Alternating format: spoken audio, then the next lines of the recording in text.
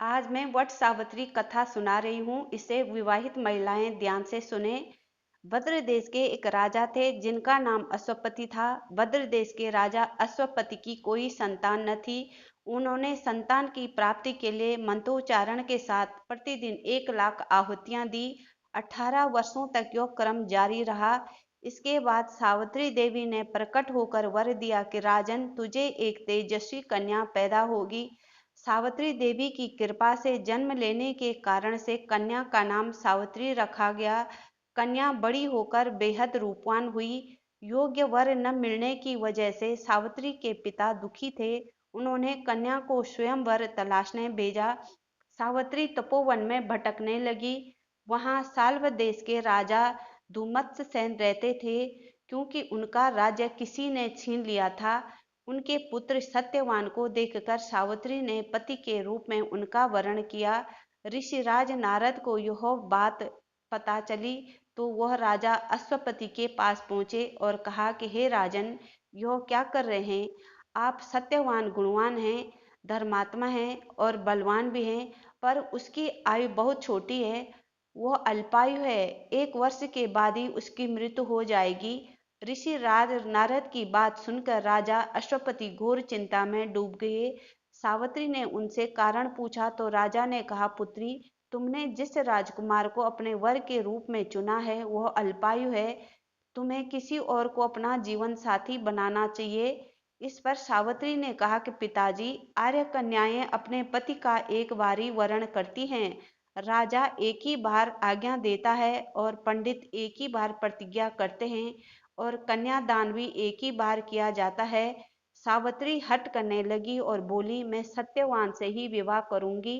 राजा अश्वपति ने सावित्री का विवाह सत्यवान से कर दिया। सावित्री अपने ससुराल पहुंचते ही सास ससुर की सेवा करने लगी। समय बीतता चला गया। नारद मुनि ने सावित्री को पहले से सत्यवान की मृत्यु के दिन के बारे में बता दिया था। वह दिन जैसे जैसे करीब आने लगा, सावित्री अधीर होने लगी। उन्होंने 3 दिन पहले ही उपवास शुरू कर दिया। नारद मुनि द्वारा कथित निश्चय तिथि पर पितरों का पूजन किया। हर दिन की तरह सत्यवान उस दिन भी लकड़ी काटने जंगल चले गए। साथ में सावित्री भी गई। जंगल में पहुंचकर सत्यवान लकड़ी काटने के लिए एक पेड़ पर चढ़ गए। तभी उनके सिर में तेज दर्द होने लगा। दर्द से व्याकुल सत्यवान पेड़ से नीचे उतर गए। सावित्री अपना भविष्य समझ गई। सत्यवान के सिर को गोद में रखकर सावित्री सत्यवान का सिर सहलाने लगी। तभी वहां यमराज आते दिखे।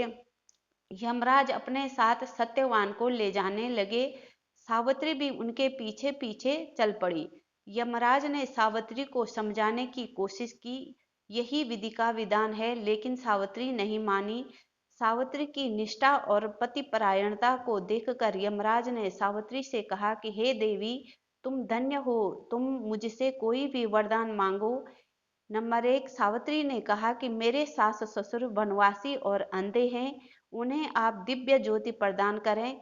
यमराज ने कहा, ऐसा ही होगा, जाओ अब घर लौट जाओ। लेकिन सावित्री अपने पति सत्यवान के पीछे पीछे चलती रही। यमराज ने कहा, देवी तुम वापस जाओ। सावित्री ने कहा, भगवान, मुझे अपने पति के पीछे चलने चलने में परेशानी नहीं है, पति के पीछे चलना मेरा कर्तव्य है। यह सुनकर उन्होंने फिर से उसे एक और वर मांगने को कहा। दूसरा वर सावित्री बोली, हमारे सास ससुर का राज्य छिन गया है, उसे पुनः वापस दिला दें। यमराज ने सावित्री को यह वरदान भी दे दिया और कहा, अब तुम लौट जाओ। लेकिन सावित्री पीछे पीछे चलती रही। यमराज ने सावित्री को तीसरा वरदान मांगने को कहा। सावित्री ने तीसरा वरदान 100 संतानों और सौभाग्य का वरदान मांगा। यमराज ने इसका वरदान भी सावित्री को दे दिया। सावित्री ने यमराज से कहा कि हे प्रभु, मैं एक पतिव्रता पत्नी हूँ और आपने मुझे पुत्रवती होने का आशीर्वाद दिया है। यह सुनकर यमराज को सत्यवान के प्राण छोड़ने पड़े। यमराज अंतर्ध्यान हो गए और सावित्री उसी वट वृक्ष के पास आ गई जहां उसके पति का मृत शरीर पड़ा था।